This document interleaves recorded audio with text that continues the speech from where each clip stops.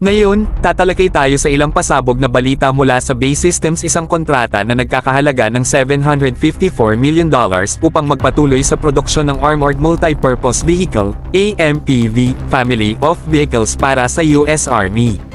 Pero tindig-tindigan natin ang mga helmet dahil hindi lamang ito tungkol sa paggawa ng mga tangke, ito ay tungkol sa revolusyon sa modernong digmaan na ating kilala. Isipin mo ang AMPV, isang multi-mission ready powerhouse, handang magpalit sa nakakalumal na pamilya ng mga sasakyan na M113 mula sa panahon ng Vietnam War. Parang pag-upgrade mula sa flip phone hanggang sa pinakabagong smartphone, maliban nga lang na ngayon, usapang labanan sa gyera. Sa mga critical na pag-upgrade sa pagkaligtas, pagka-mobile, at interoperability, ang AMPV ay ang bagong kaibigan ng Armored Brigade Combat Team. Pero heto ang mas nakakaingan yung bahagi, isipin mo kung ang Philippine Army ay makakuha ng ganitong kagang teknolohiya. Ang mga benepisyo ay hindi magiging kalahati.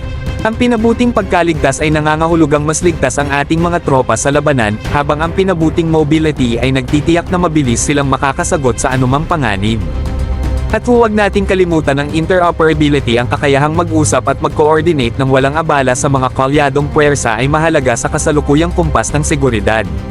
Sa limang mga uri na maaaring piliin, kasama ang General Purpose, Mortar Carrier, Medical Evacuation, Medical Treatment, at Mission Command, ang AMPV ay nag-aalok ng kakayahan na hindi pa naranasan noon.